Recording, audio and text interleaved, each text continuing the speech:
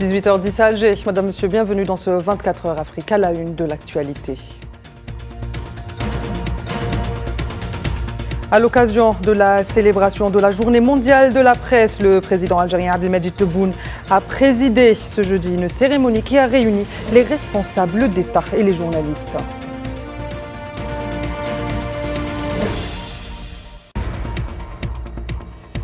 La mission permanente de l'Algérie à l'ONU réitère sa solidarité avec la Palestine occupée, réaffirmant la nécessité historique pour les pays membres de l'organisation d'œuvrer en faveur de l'adhésion pleine et entière de l'État de Palestine à l'organisation onusienne.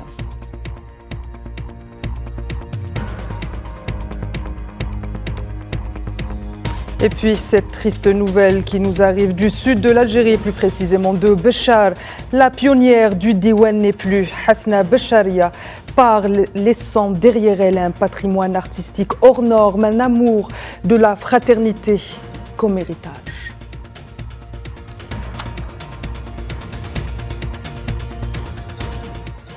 Je vous le disais à l'instant, le président algérien Abdelmadjid Tebboune a présidé ce jeudi au Centre international des conférences à Alger la cérémonie de célébration de la Journée mondiale de la liberté de la presse qui coïncide avec le 3 mai de chaque année. La cérémonie s'est déroulée en présence de hauts responsables de l'État, des membres du gouvernement ainsi que des responsables des médias nationaux et des journalistes.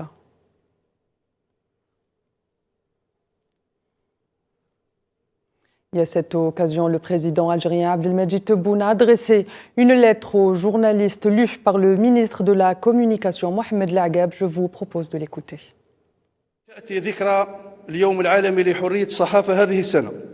Cette célébration de la journée de la presse intervient dans un contexte international très critique et tendu avec la croissance des tensions dans notre milieu, aussi bien régional qu'international, qui atteste toutes de ses conséquences multidimensionnelles, tant sur le plan politique qu'économique, culturel et même civilisationnel.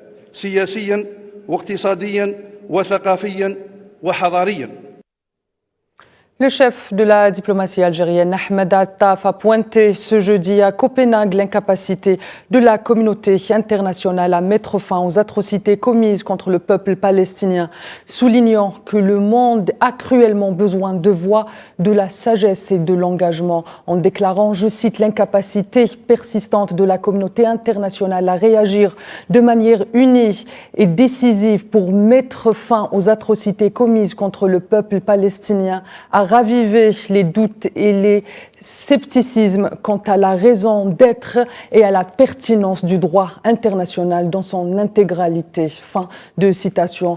À noter que Ahmed Attaf s'exprimait lors d'une allocution prononcée à l'occasion de la tenue de la 21e session de la conférence ministérielle annuelle des pays africains et nordiques.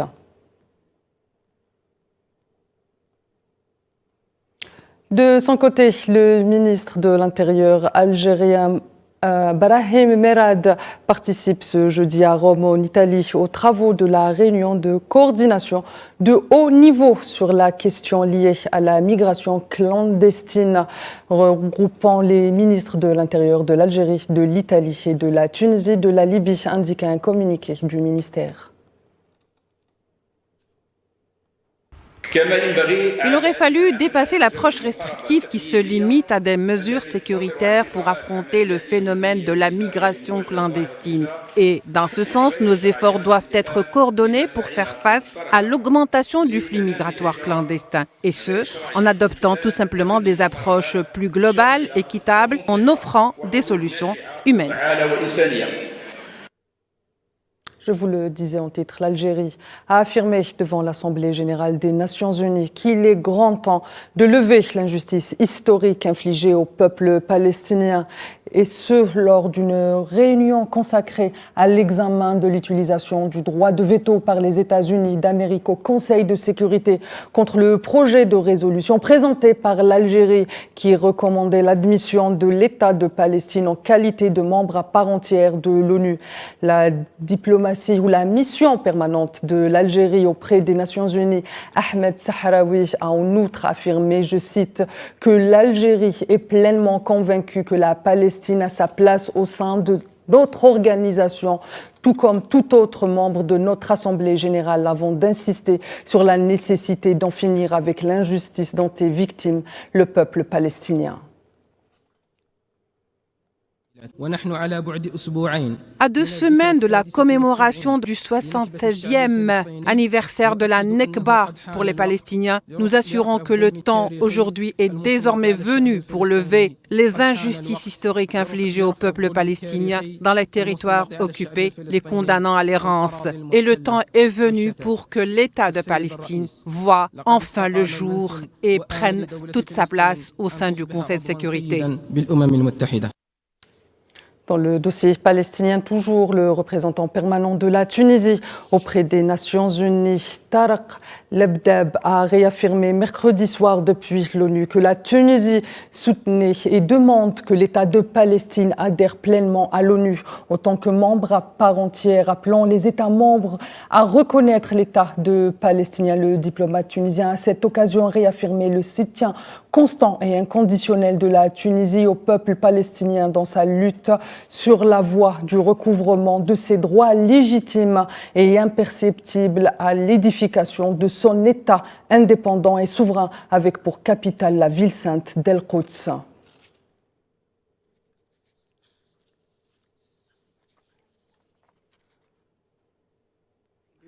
Généralement à Israël, vous aurez...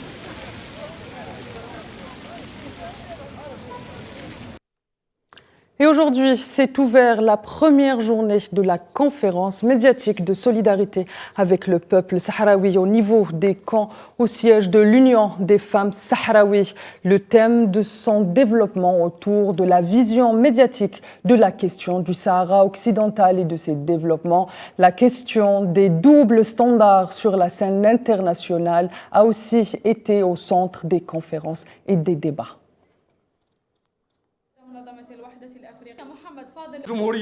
Il aurait fallu dépasser l'approche restrictive qui se limite à des mesures sécuritaires pour affronter le phénomène de la migration clandestine. Et dans ce sens, nos efforts doivent être coordonnés pour faire face à l'augmentation du flux migratoire clandestin. Et ce, en adoptant tout simplement des approches plus globales, équitables et en offrant des solutions humaines. Ce message, nous l'envoyons en particulier à l'État occupant qui pratique une politique de répression dans toutes ses formes contre un peuple démuni et sous son joug.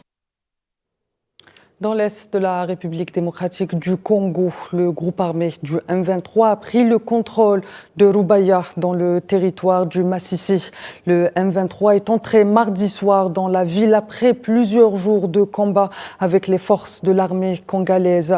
La localité est située à une quarantaine de kilomètres au nord-ouest de Goma, au cœur d'une zone minière de premier ordre. Comme vous le savez, l'Est de la République démocratique du Congo fait face à un important abcès sécuritaire depuis plusieurs décennies qui oppose le mouvement du M23 à l'armée congolaise, et ces affrontements se sont intensifiés depuis 2022 avec la résurrection du mouvement M23.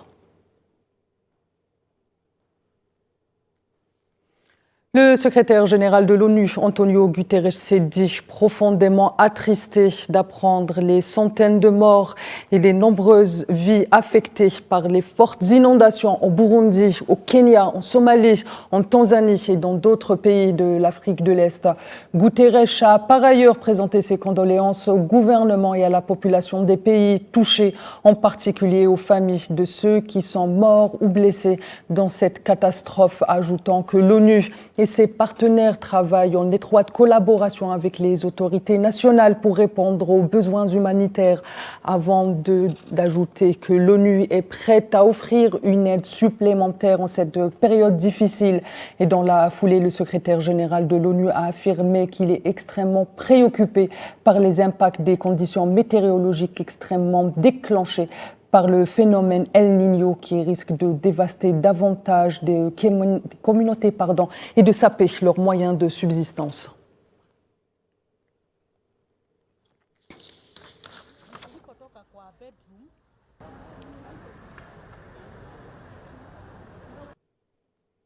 Et avant de clore cette édition, je vous propose ce portrait qui revient sur la vie d'une des pionnières de la musique Diwan, Hasna Becharia, qui nous a quittés hier à l'âge de 74 ans, laissant derrière elle un patrimoine cher au cœur des Algériens et des passionnés et les initiés du Diwan. Dans leur vie ou dans sa vie, comme sur la scène, l'histoire de Hasna Becharia, c'est avant tout celle d'une femme qui a façonné ou qui a, sa façon, bousculé l'ordre établi pour rappeler à l'humanité sa vocation première, l'amour et la fraternité qui unit les peuples. C'est un sujet signé Imen Mirad.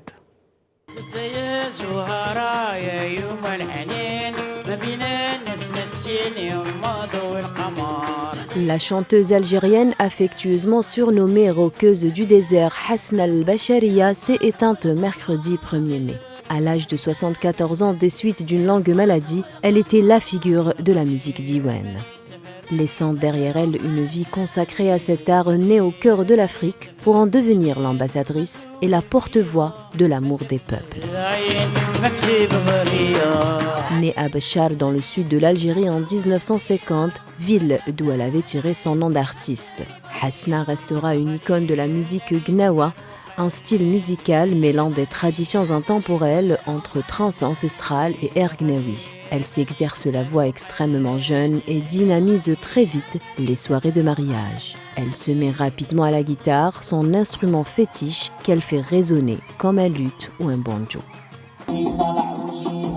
Hasna fut la première musicienne à franchir les barrières sociales de cette culture, incarnant un modèle pour les femmes qui les inspire en se réappropriant un genre musical habituellement réservé à la gente masculine. Hasna Becharia, femme du désert, est pris de liberté, libertaire même. Fille d'un des maîtres du Diwan, devient célèbre dans tout le sud algérien, mais par méfiance refuse systématiquement un quelconque enregistrement. En 1972, elle monte son propre groupe, épaulée par ses 3 amis que l'on s'arrache de mariage en banquet. Pour couvrir les voix, Hasna fut obligée de passer à la guitare électrique tant l'ambiance était fougueuse pendant ses concerts. Plus tard, accompagnée de son groupe Lemma Becharia, elle fait le tour des festivals de musique traditionnelle. En près de 30 ans de gloire locale, elle n'a pas enregistré un seul disque. Elle acquiert une renommée internationale au début des années 90 en jouant au Cabaret Sauvage à Paris. Avec le temps, elle a fait paraître 2 disques, Jazair Johara en 2002, puis Sam'a Sam'a en 2010.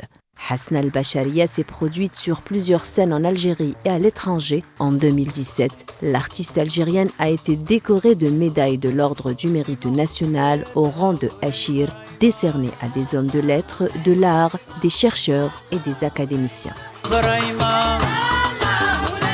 Sa vie de femme, son parcours d'artiste ont également marqué la réalisatrice algéro-canadienne Sarah Nasser, qui lui consacre un film documentaire naturellement intitulé « La roqueuse du désert ». Dans sa vie d'artiste, Hasna Becharia sera surtout la voix des dons venus du ciel, comme elle l'a rappelé à maintes reprises. Des gens me disent que ma musique est mélangée avec le blues et autre chose, mais je ne connais pas ces musiques, ce que je compose me vient directement du ciel. Le monde de l'art fait ses adieux à une étoile, une artiste, une femme dont l'âme n'était que diwan. Et adieu, l'artiste puisse-t-elle reposer en paix. Madame, Monsieur, c'est ainsi que s'achève ce 24 heures Afrique. Et au nom de l'ensemble des équipes du 24 heures Afrique, je vous souhaite une excellente suite des programmes sur Al 24 News.